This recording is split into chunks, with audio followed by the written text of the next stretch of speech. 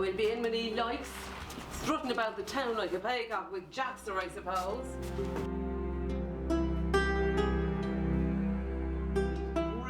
It's a terrible thing to be tied to a woman who's always grousing. I don't know how you stick it.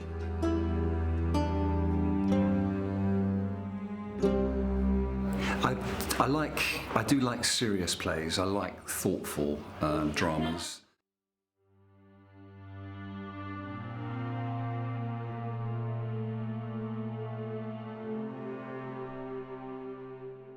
I have met them at the close of day, coming with vivid faces from counter or desk among grey 18th century houses.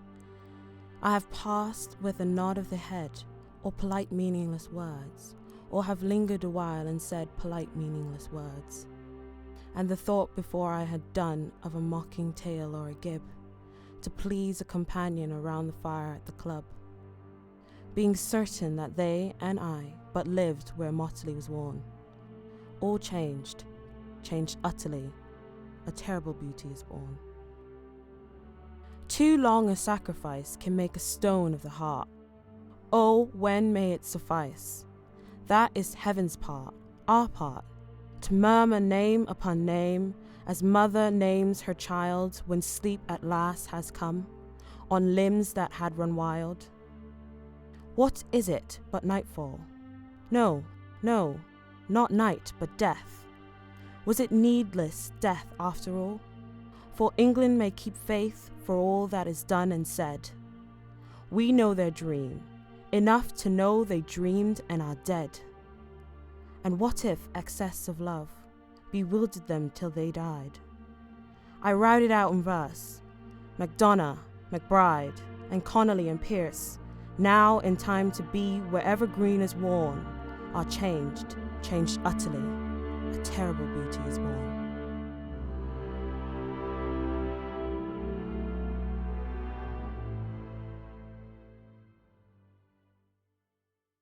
Someday, you, Juno, today, me. The time is 2 years after the Irish Civil War. The story, a tale of domestic strife, tragedy, and satirical humour. You may go without any. I will not wait much longer for. The play follows the Boyle family. Juno, the mother, strong. Some might say she holds the family together in such a tragic time. Mary, the daughter, daring and defiant. Her vanity and spirited personality captures the eye of two suitors. Charlie Bentham, a worldly schoolteacher who she chooses over the other, Jerry Devine, the honest gentleman. Then there's Johnny, scarred physically and emotionally by the war of his past, leaving him fearful and frail. And Captain Jack, the father, jobless, selfish, and arrogant. His favourite pastime, drinking, and his favourite drinking partner, Joxer Daly. I'm quite tall and quite expansive, but to shrink it all down, keep my hands in, keep my feet in, shrink down physically, and because it's a status thing, I'm smaller in status than Captain Boyle, and that's been the biggest challenge. I end up with a backache every night, but it's worth it. From the land where her young hero sleeps. You don't happen to want a sewing machine? Sorry. No, I don't want a sewing machine. When the robins nest again and the flowers are in bloom, there's a terrible tatarara. That's a stranger. That's nobody belonging to the house. Did you hear them tatararas? Well, Joxer, I'm not deaf. Who's out the door?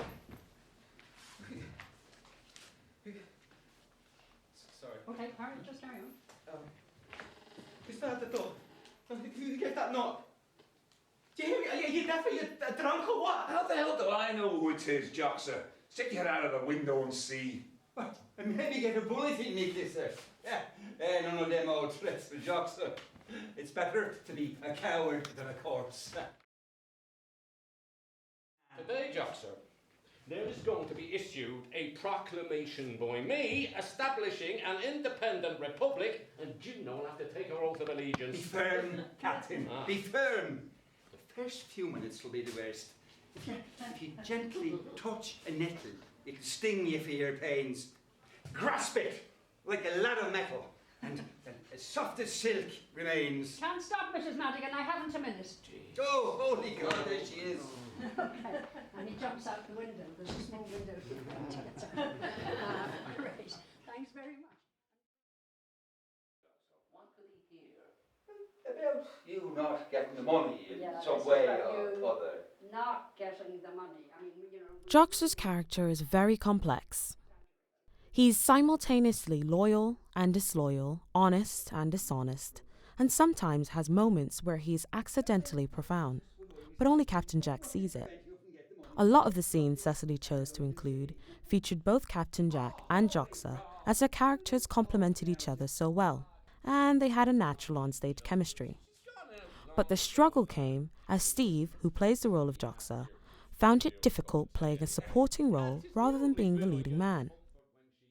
Throughout the rehearsal, Steve's main goal was to reduce his very present on-stage presence.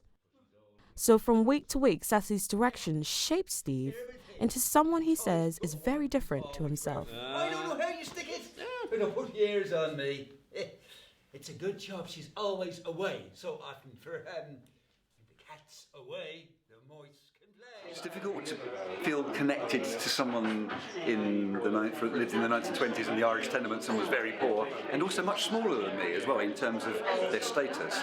That's one thing I am having trouble connecting with, but it will come, is the fact that the character that I play is very low status compared to the lead guy, but physically he's smaller than me. I'm quite tall, and generally when I act I'm quite big and expansive, and I'm having to bring it all down and, physically make myself smaller. So that's a challenge, and so in a way, to answer your question, it's difficult to feel connected to someone like that, but because it's a struggle, I'm enjoying it, because I'm doing this play to learn, because I love Cecily as a director. She's always very challenging.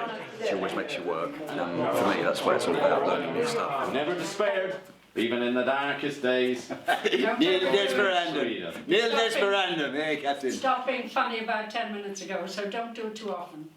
Okay. Okay. Go again. It's starting to come together. Yeah, no, I think it always happens once we've got our lines more or less pretty secure and the books go down, and then the lines become second nature. Then we can start concentrating a lot more on the characterisation and the movements. So we're at that stage now where we're all books down and more or less secure on the lines. We've got a little way to go, but we're nearly there. And we'll have a cup of tea in a minute. Hey, a cup of tea's a darling thing, a darling thing. The cup that cheers with good. But up to the fire, Joxer Daly, and we'll have a cup of tea in a minute. Are you sure now you wouldn't like an egg? I can't stop, Mrs. Boyle. I'm in a desperate hurry. One over to the fire, Joxer Daly. People are always more comfortable here than they are in their own place. And I started work when I was 16, and I know it's really difficult to believe, but I was really, really shy, painfully shy, and someone suggested that I try doing Andran, like a killer pure thing, and I went to see some friends that were in a play when I was at work and thought, yeah, that looks quite good fun, but I only want a tiny, tiny part, and that's how it started, and it's just grown and grown, and it's my absolute, as I think I said before, it's just my absolute passion now. I just love it. Yeah. The play, if you think there are 3 acts, and the growth and development of the characters from the first time we see Mary and Juno together to the 3rd act when we see them together again, are very changed. But everybody's changed except who do you think hasn't changed? Joxer. Joxer might not have changed throughout the play, but Steve sure has. With opening night getting closer, Steve has changed in demeanour, in stage presence, and in profoundness. His understanding of how his character moves and speaks has grown and adds the right amount of drama and comedy that stays constant throughout the play.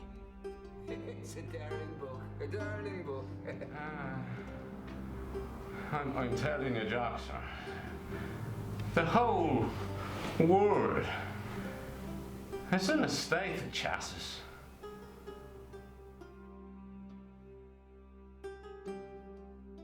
Step forward, step back, go back a bit, stay, you push along because they're still trying to cram it in. All right. His big personality was somewhat contained by Cecily, who wasn't afraid to tell him off. And once more. We usually, so we might get 3. Okay. But Steve is Steve, and to play the role of Joxer, Steve had to redirect all his dramatic energy into being just a minor character, and of course, Captain Jack's best booze buddy.